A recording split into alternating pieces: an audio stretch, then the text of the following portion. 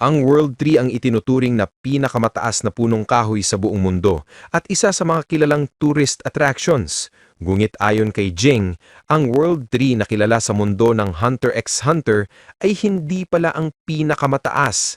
Isa lang pala itong batang punong kahoy na tumigil sa pagtubo dahil sa kakulangan ng sustansya mula sa lupa na pinagtataniman nito. Inihayag ni Jing na ang tunay na World Tree ay umaabot lagpas sa atmosphere ng mundo. Sa mga ugat nito ay matatagpuan ng magma at ang ganitong klase ng puno ay matatagpuan lamang sa labas ng kilalang world map sa kontinente na tinatawag na Dark Continent. Simula ngayon, dito magsisimula ang ating serye ng Hunter x Hunter Review. Mula sa huling parte ng anime hanggang sa mga latest chapters. Gagawin nating malinaw at entertaining ang bawat detalye. This is Mr. AI Anime at simulan na natin ang ating Dark Continent Review sa Chapter 340 na pinamagatang Special Mission. Nagsimula ang chapter sa eksena kung saan makikita si Beans na nag-anunsyo sa harap ng mga Zodiacs na may malaking problema raw. Ayon kay Kanzai, perfect timing daw ito at nag-offer pa siyang umupo si Beans. Dagdag pa ni Botobay, saktong-sakto dahil may mahalaga ring announcement si Chidel. Ayaw maniwala si Sayu at nagsabi siya na baka tungkol ito sa pagre-resign ni Chidel bilang chairman. Ngunit sagot ni Chidel, "Huwag kang mag-alala. Ang posibilidad na magre-resign ako ay kasing baba ng posibilidad na magbago pa ang ugali mo." Dahil dito, sinabihan ni Chidel si Beans na mukhang urgent ang gusto niyang ipaalam. Agad na nagmadali si Beans at ipinakita sa Zodiacs ang isang video. Sa screen, makikita ang isang lalaki na nagsasalita tungkol sa napakaraming kayamanan at reserbang pagkain para sa kinabukasan ng sangkatauhan. Nagtanong si Kanzai kung sino ang lalaki. Sagot ni Pion, siya raw ay walang iba kundi si King Hui Goro ng Kakin Empire. Sabi pa niya, 99% ng mga bata kilala siya. Nagpatuloy si King Hui Goro at idineklara niya na ang Kakin Empire ang magdadala ng bagong pag-asa sa sangkatauhan dahil sila raw ay maglalayag patungong Dark Continent. Sa likod niya ay makikita ang world map na may mga arrows papunta sa labas ng kilalang teritoryo. Napatunayan ng ilan sa Zodiacs na tama ang kanilang hinala. Ang tinutukoy nga ay ang Dark Continent, ang ipinagbabawal na lugar. Ngunit nagtanong si Kansai kung ano raw ito. Naiinis si Chidel at sinabing, "Ha? Hindi mo alam? Anong klaseng hunter ka?" Ipinaliwanag ni Ginta na ang Dark Continent ay isang mundo sa labas ng world map na tinitirhan ng iba't ibang nilalang. Katunayan, ang mga orihingan na magical beasts ay mula roon. Dagdag pa ni Miss Aistom, ayon sa mga sinaunang dokumento, lahat ng ekspedisyon na ginawa ng tao papunta doon ay nauwi sa malalaking sakuna. Dahil dito, 200 years ago, nagtayo ng treaty ang 5 kontinente ng mundo na kilala bilang V5 na nagbabawal ng pagpunta sa Dark Continent. Ngunit ayon kay King Hui Goro, hindi raw dapat manatiling tali ang sangkatauhan sa mga pamahiin. Panahon na raw para sa isang paunalad na bansa at modern society na magbukas ng bagong pinto. Nabanggit din ng mga Zodiacs na ang mabilis na pag-unlad ng ekonomiya ng Kakin Empire ang dahilan kung bakit sila naging arogante at baliwalain na lang ang treaty. Nagtanong si Clark kung pumirma ba ang Kakin Empire sa treaty na yon. Sagot ni Miss Aistom, "Oo, kailangan lahat ng kontinente pumirma." Ngulit paliwanag ni Chidel, maaaring hindi pumirma ang Kakin Empire dahil nagkaroon sila ng revolution 30 years ago. Ang revolusyon sa Kakin Empire ay tinawag na pinakatahimik na revolusyon. Ito ang nag-transition sa bansa mula sa social imperialism tungo sa isang gobyerno na may sistema ng parliamentary democracy. Dahil sa pagbabagong ito, marahil ay hindi na kinilala ng Kakin Empire ang treaty na naganap 200 years ago sapagkat bagong gobyerno na sila. Habang nagsalita si Botobay, sinabi niyang isang malaking balita ang deklarasyon ng Kakin Empire, ngunit ayon kay Ginta, hindi lang iyon ang tunay na problema. Ang susunod raw na ipapakita ni Beans ang mas mabigat.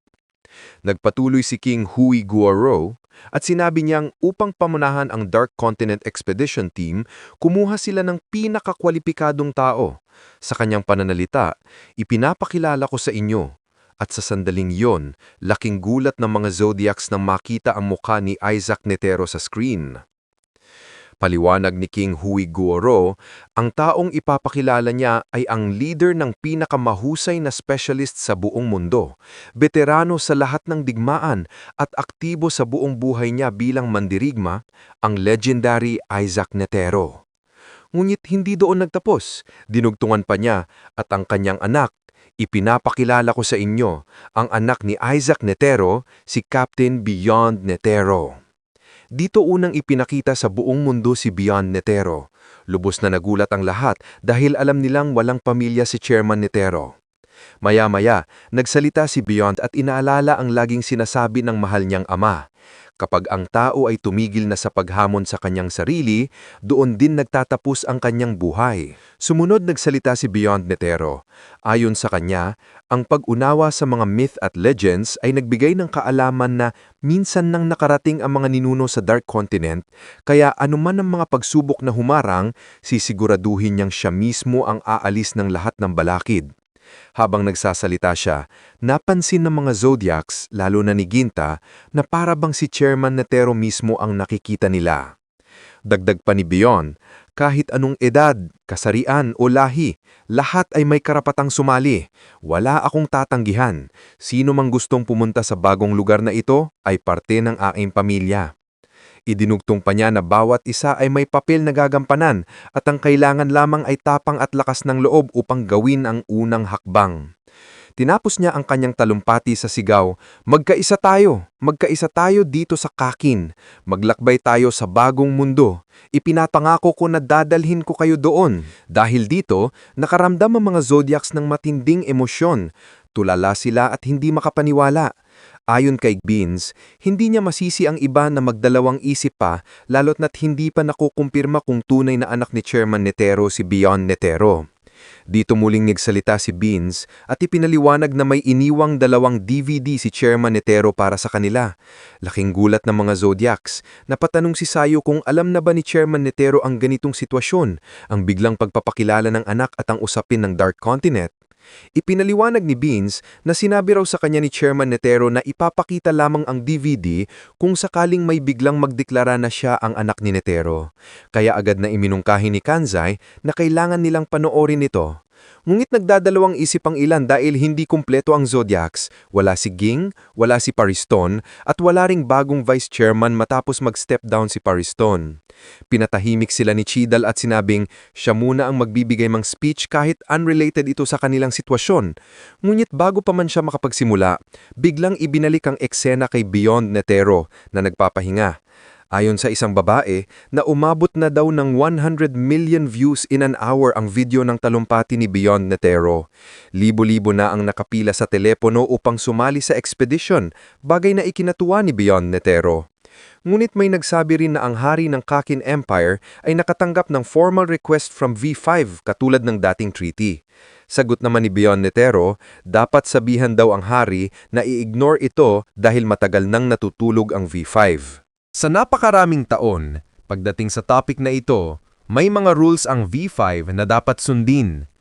Sagot naman ng isang lalaki na si Curly, kailangan daw munang magpadala ni Beyond Netero ng application for external travel permit sa isang agency na operated ng V5. Upang makapag-apply, kailangan niyang dumaan sa maraming procedures sa Ministry of Foreign Affairs ng bawat bansa.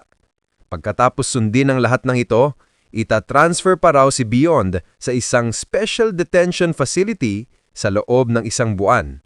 At dahil may 5 bansa ang V5, aabutin ito ng total na 5 buwan, 1 buwan para sa bawat bansa. Hindi pa doon nagtatapos dahil upang ma-meet ang Manager of Foreign Affairs, kailangan pa raw makakuha si Beyond ng 3 letters of recommendation mula sa miyembro ng Congress ng aplikanteng bansa. Kahit matapos ang lahat ng iyon, hindi pa rin guaranteed na tatanggapin ang proposal ni Beyond, bagay na ikinainit ng kanyang ulo. Sinabi niyang, tumahimik ka! Walang may pakialam sa batas na yan! Kaya napaisip si Curly na sinagot lang naman daw niya ang tanong nito kanina. Ipinaliwanag naman ni Beyond na kung ganoon ang proseso, kailangan pa nilang maghintay ng taon-taon para makasama sa expedition. Aluwat raw siyang panahon para gawin iyon. At kung sakaling payagan man sila sa hinaharap, Sigurado raw siyang sasamahan sila ng V5 at gagawin lamang silang seer habang minomonitor at walang kalayaan sa kanilang mga gustong gawin. Dito na tumayo si Beyond Netero at sinabi sa kanyang mga kasamahan, "Gusto kong pumunta sa lugar na wala pang nakakarating. Makilala ang mga taong hindi pa nakikilala. Makamit ang mga bagay na hindi pa nahahawakan at magawa ang lahat ng iyon nang walang humahadlang. Mag-iiwan ako ng marka sa lugar na iyon. Hindi ko pagbabawalan ng sino man na sumama, pero dudurugin ko ang sino mang haharang sa akin." Kasabay nito, ipinakita ang mga kasamahan ni Beyond na nakangiti. Isa sa kanila ay walang iba kundi ang former vice chairman ng Hunter Association, si Pariston Hill, na makikitang nakangiti rin. Kasunod ng eksenang iyon, ipinagpatuloy ni Cheadle ang announcement. Ayon sa kanya, ang Rat Zodiac na si Pariston at ang Boar Zodiac na si Ging ay parehong nagsumiti ng request na aalis na sila sa Zodiacs. Inaprubahan naman daw niya ito, ibig sabihin ay 10 na lamang sila sa Zodiacs. Nangangahulugan na pwede na nilang panoorin ang DVD na iniwan ng former chairman ni Tero. Laking gulat ng mga Zodiacs sa sinabi ni Cheadle. Dagdag pa niya, "At may isa pa akong importanteng bagay na ipapaalam sa inyo. Ito ay tungkol sa ating special mission, isang utos mula sa V5. At iyan ay, hulihin si Beyond Netero."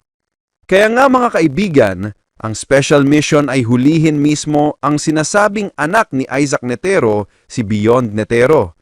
Napakaraming revelasyon ang nangyari sa unang chapter na ito ng ating Hunter x Hunter review. Sa susunod, malalaman natin kung ano ang nilalaman ng DVD na iniwan ni Netero, ang mga nakakatakot at importanteng impormasyon tungkol sa Dark Continent at marami pang ibang matutunghayan. At para sa mga Sakamoto Days fans, huwag kayong mag-alala dahil currently on the works na rin ang Sakamoto Days review. So yun mga kaibigan, sana ay nagustuhan nyo ang ating kauna-unahang Hunter x Hunter review. Dito muna nating tatapusin ang video, kaya kung nagustuhan nyo, don't forget to like, comment, follow, and subscribe for more videos like this. Maraming salamat! This is Mr. AI Anime, and see you again on my next video.